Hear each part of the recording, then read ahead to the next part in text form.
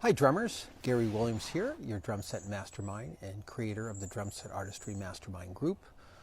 Hope everybody's having a good day. We are almost at 2,000 members, so this is pretty cool. Lots of great exchanges going on. Thank you for everybody that's being involved and contributing to spreading the knowledge that you have about drumming. In this brief video, I'm going to talk about the drumming GPA.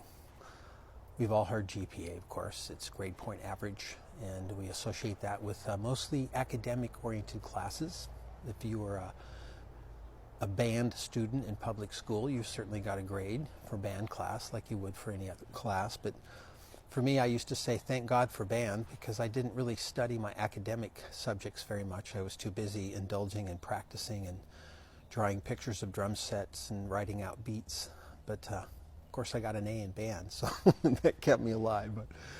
But there are certain things that I think need to be implemented when practicing to be really skilled at the drums. And they're not hard things to do. They're just things that a lot of drummers are perhaps impatient to do. And one of the very biggest things is that slowing down the tempo. I cannot stress how much I have to repeat this mantra about slowing down the tempo. So when you're practicing something, there's really three keys to healthy practicing. The first key is to make sure you play the pattern rhythmically correct.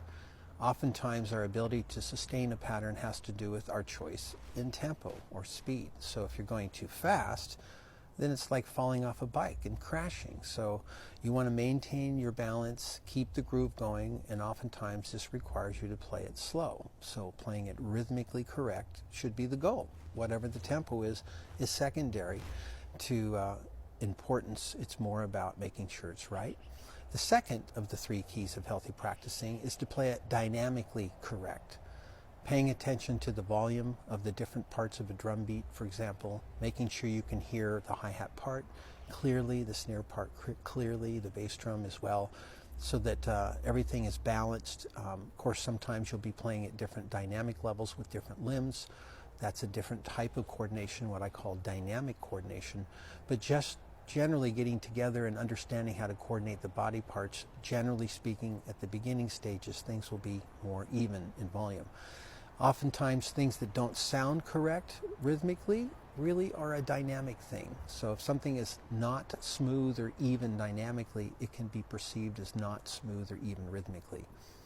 And then the third key to healthy practicing is to make sure you're playing with as little tension as possible. So play physically relaxed.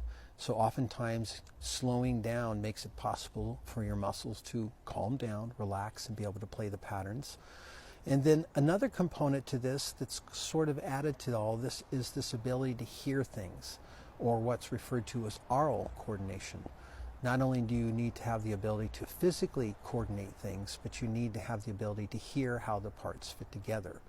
So oftentimes when you're slowing things down, it's so slow that it doesn't have a sense of feel or sound.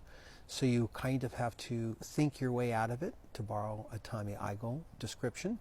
And what that means is to go so slow that you can actually verbally count the rhythms. I'm a real firm believer in musical literacy as a way to help you increase your knowledge of drumming, and of course your abilities come with your knowledge. So counting out loud is very important. In fact, a book I went through many years ago called 100 Ways to Motivate Yourself by Stephen Chandler, he talked about how Abraham Lincoln used to read the newspaper out loud every morning in the Oval Office, and it would drive his staff crazy. But apparently he could remember twice as much information for twice as long when he read everything out loud versus reading to himself. So having that verbal feedback, that oral feedback when you're counting out loud helps to direct your limbs. I often like to describe the voice as the parent and the limbs as the children, and the limbs need instruction on how to go about things. So counting out loud organizes the timing and the movement of your body parts. And really your speech patterns do control your body's motor mechanisms. So to get a really good GPA, you need to have good practice abilities. So these are the good practice abilities. This is my GPA.